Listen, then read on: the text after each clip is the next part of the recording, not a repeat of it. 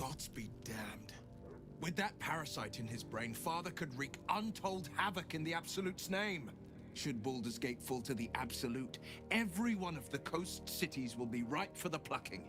We're not just fighting for our cure, we're fighting for my father.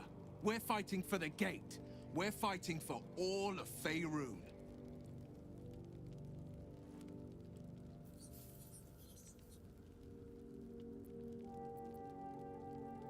Yes, but first, a question.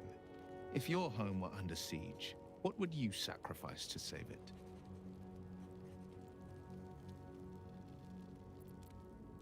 As would I, and more. I was 17.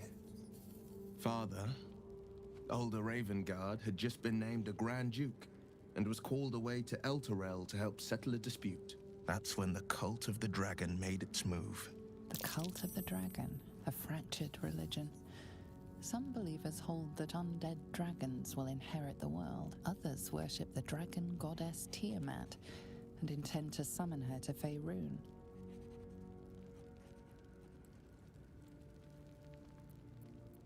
To conjure the Dragon Queen and lay waste to Baldur's Gate. A 10-day after Father left, I heard a whisper as I slept. Duskhawk Hill. The Queen of Chaos awakens. Go alone. I grabbed a rapier and set out. There wasn't a cloud in the sky, yet not a single star was shining. There they were, gathered at the foot of the hill. Your head tingles.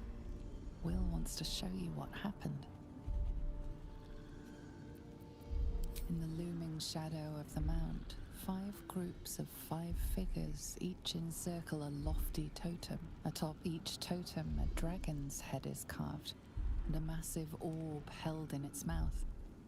The cultists chant, first softly, then crying to the starless sky. There is a crack of thunder, a gust of wind, and a dragon's white head appears in the storm. The first of Tiamat's 5 heads. As the maelstrom howls, Mizora's lips press to your ear. She will destroy Baldur's Gate. Grant me your soul and I will give you the power to save it, she whispers.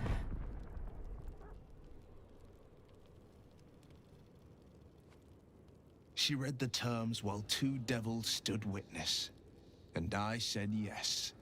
1 soul for 1 city.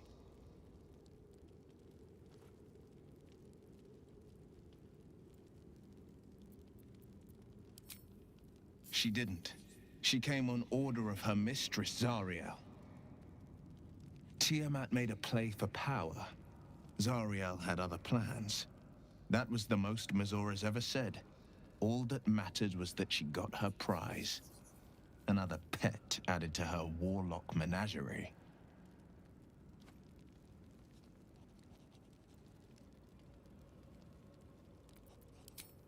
I don't know that it was brave.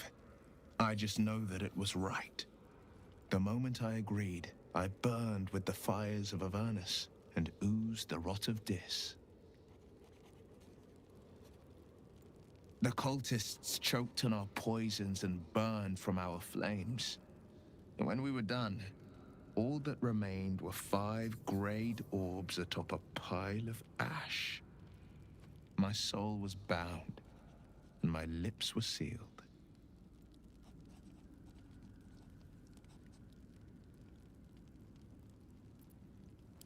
It is the one scar I ever bore of it.